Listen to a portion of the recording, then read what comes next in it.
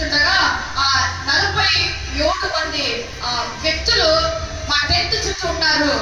ಪ್ರಾರ್ಥನೆ ಮಾಡೋದು ಅವ್ರು 47 ಜನ ಬಹಳ ಸುಖವಿದ್ರು. ఈ వ్యక్తి అంటున్నాడంట, ಈ ವ್ಯಕ್ತಿ ಹೇಳ್ತಾ ಇದ್ದಂತೆ, అయ్యా అది సరిగ్గా జనవరి 14 కదా. ಅದು ಸರಿಯಾಗಿ ಜನವರಿ 14ನೇ ತಾರೀಕಿನ ದಿನವೇ. అవును ಹೌದು, 1856 సంవత్సరం కదా. 1856ನೇ ವರ್ಷ ಅಲ್ಲವೇ. అవును కరెక్ట్ చెప్పావు. ಹೌದು సరిಯಾಗಿ ಹೇಳಿರುವೆ. అర్ధరాత్రి వేళ కదా. ಅದು ಅರ್ಧರಾತ್ರಿ ಗಂಟೆ ಅಲ್ಲವೇ. అవును కరెక్టే. ಹೌದು ಸರಿಯೇ. నీకెలా తెలుసు? ಅದು ನಿನಗೆ ಹೇಗೆ ಗೊತ್ತು? ఆ వ్యక్తి అన్నాడంట, ಆ ವ್ಯಕ್ತಿ ಹೇಳಿದಂತೆ, అయ్యా సరిగ్గా జనవరి 14వ తారీఖు ಸರಿಯಾಗಿ ಜನವರಿ 14ನೇ ತಾರೀಕು సమయంలో ಅರ್ಧರಾತ್ರಿ ಸಮಯದಲ್ಲಿ ನಾವು 47 మంది కూర్చొని మీ గురించి ప్రార్థన చేస్తున్నావా? దేవుడు నీకు అవసరమో? ದೇವರು ನಿನಗೆ ಅವಶ್ಯಕವಾಗಿದ್ದಾನೆ. అపాయ సమయంలో దేవుడు నీకు అవసరమో? ನಿನ್ನ ಅಪಾಯದ ಸಮಯದಲ್ಲಿ ದೇವರು ನಿನಗೆ ಅವಶ್ಯಕ. కన్నీటి సమయంలో దేవుడు నీకు అవసరమో? ನಿನ್ನ ಒಂದು ಕಣ್ಣೀರಿನ ಸಮಯದಲ್ಲಿ ದೇವರು ನಿನಗೆ ಅವಶ್ಯಕ. సేవకుల కోసం ఎంతమంది ప్రార్థన చేస్తున్నారు? ಸೇವಕರಿಗಾಗಿ ಎಷ್ಟು ಜನ ಪ್ರಾರ್ಥನೆ ಮಾಡ್ತೀರಿ? ఎంతమంది కన్నీరు విడిచి ప్రార్థన చేస్తున్నారు? ಎಷ್ಟು ಜನ ಕಣ್ಣೀರು ಸುರಿಸಿ ಪ್ರಾರ್ಥನೆ ಮಾಡ್ತಾ ಇದ್ದೀರಿ? ಸಭೆ నిద్రపోతున్నారా? ಮಾಡ್ತಾ ಇದೆಯಾ? సేవకులమైన మా కొరకు ప్రార్థించండి. ಸೇವಕರಾಗಿರುವಂತ ನಮಗಾಗಿ ನೀವು ಪ್ರಾರ್ಥನೆ ಮಾಡಿರಿ. హల్లెలూయా. ఆ 47 మంది వ్యక్తులు సేవకుడు ఆఫ్రికా దేశంలో వెళ్ళగా వాళ్ళు అర్ధరాత్రి వేళ ప్రార్థన చేస్తుండగా వాళ్ళ శక్తి అక్కడ దేవదూతలు కమ్మింది. ಅವರು ಸೇವಕರು ಆಫ್ರಿಕಾ ದೇಶದಲ್ಲಿ ಸೇವೆ ಮಾಡ್ತಾ ಇರುವಾಗ ಅರ್ಧರಾತ್ರಿ ಮಾಡುವಂತ ಈ ಒಂದು ಜನ ಅವ್ರ ಪ್ರಾರ್ಥನೆ ಅವರನ್ನು ರಕ್ಷಿಸಿತು. హల్లెలూయా. హల్లెలూయా. ప్రార్థన చేస్తున్నామా సేవకుల కోసం? ಪ್ರಾರ್ಥನೆ ಮಾಡ್ತಾ ಇದ್ದೇವಾ ಸೇವಕರಿಗಾಗಿ? ನಾವು ప్రార్థన చేస్తున్నారా? ಪ್ರಾರ್ಥನೆ ಮಾಡ್ತಾ ಇದ್ದೀರಾ? మీరు ప్రార్థన చేస్తే, ನೀವು ಪ್ರಾರ್ಥನೆ ಮಾಡಿದ್ರೆ, మీరు మోకళ్ళొత్తితే ನೀವು ಮೊಣಕಾಲು ಊರಿದರೆ అసాధ్యమైన కార్యాలు దేవుడు సాధ్యపరచబోతున్నాడు. ಅಸಾಧ್ಯವಾದ ಕಾರ್ಯಗಳನ್ನು ದೇವರು ಸಾಧ್ಯಪಡಿಸಲಿಕ್ಕಿದ್ದಾನೆ. సంఘమంతా ప్రార్థన చేయగా బైబిల్లో ఏం జరిగింది? ಸಭೆಯೆಲ್ಲ ಪ್ರಾರ್ಥನೆ ಮಾಡಲು ಆ ಸತ್ಯಗಳು ಏನು ನಡೆಯಿತು? సంఖ్యలు విడిపోయాయి.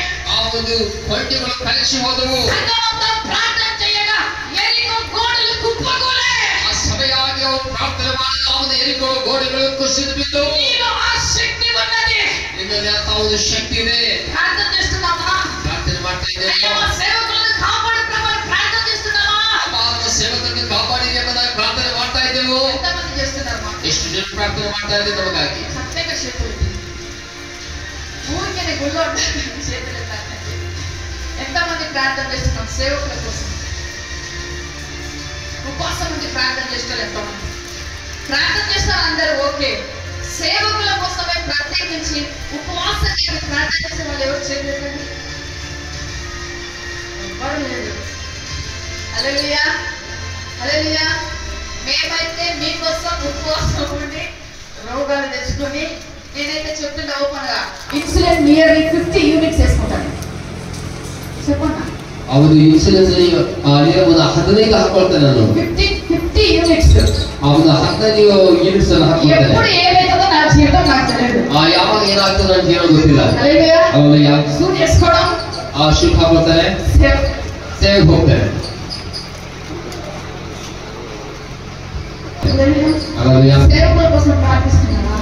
ಸೇವಕರಿಗಾಗಿ ಪ್ರಾರ್ಥನೆ ಮಾಡ್ತಾ ಇದ್ದೀವಿ. నాకు తెలుసు నా జీవితం సగమే. ನನಗೆ ಗೊತ್ತು ನನ್ನ ಜೀವನ ಅರ್ಥವೇ. నాకు తెలుసు నేను ఎప్పుడు చనిపోతానో నాకు తెలుసు. ನಾನು ಯಾವಾಗ ಸತ್ತು ಹೋಗ್ತೀನಿ ಕೂಡ ನನಗೆ ಗೊತ್ತು. హల్లెలూయా. హల్లెలూయా. ఎందుకంటే ఈ యొక్క రోగం ఎలాంటిదో తెలుసా? ಈ ರೋಗ ಎಂತದ್ದು ಗೊತ್ತಾ? అయితే ಅದು ಹೆಚ್ಚಾದ್ರೆ పోతుంది. ಹೋಗ್ತದೆ. ఎక్కువ అయిందనుకోండి ಕಡಿಮೆ ಆದ್ರೆ చేతులు కాళ్ళు పడిపోతాయి. ಆ ಕೈ ಕಾಲುಗಳು ಬಿದ್ದು ಹೋಗ್ತವೆ. హల్లెలూయా. ಹಲ್ಲೆಲೂಯಾ. అయినా ఎంత శ్రమలో ಆದ್ರೂ ಕೂಡ ಶುದ್ಧ ಶ್ರಮೆಯಲ್ಲಿ దేవుడు అడుగుతుంటా, ದೇವರು ಕೇಳ್ತಾ ಇದ್ದಾರೆ, అయ్యా ಅಯ್ಯ ఒకవేళ నేను చనిపోతే నాకు మంచి మరణమే, ಒಂದು ವೇಳೆ ಒಂದು ಒಳ್ಳೆ ಮರಣ ನನಗೆ ಕೊಡು. నేను మంచంలో పడే కొంత సేవ చేయించుకోకూడదు. ಅಯ್ಯ ಹಾಸಿಗೆ ಬಿದ್ದು ಯಾರಿಗೂ ಕೂಡ ಸೇವೆ ಮಾಡಿಸಿ, నేను నీ దగ్గరికి వచ్చే లోపు ಅಯ್ಯ ನಾನಿಂದ ಒಂದು ಸನ್ನಿಧಿಗೆ ಬರುವೊಳಗಾಗಿ నువ్వు నాకు ఇచ్చిన ಈ ನನಗೆ ಕೊಟ್ಟಂತ మాట, ಅವನು ಮಾತು, వెళ్ళి నీ పిల్లలు సిద్ధపరచున్నావు కదా, ಅಯ್ಯ ನನ್ನ ಮಕ್ಕಳು ಸಿದ್ಧಪಡಿಸಿದಾಗ ಹೇಳಿಕೆ ಇಲ್ಲ. నాలో శక్తి ఉన్నంత వరకు ಅಯ್ಯ ನನ್ನ ಬಲ ಇರುವವರೆಗೂ ಕೂಡ నేను సేవ చేస్తాను. ಸೇವೆ ಮಾಡ್ತೀನಪ್ಪ. ఎవరు నాకు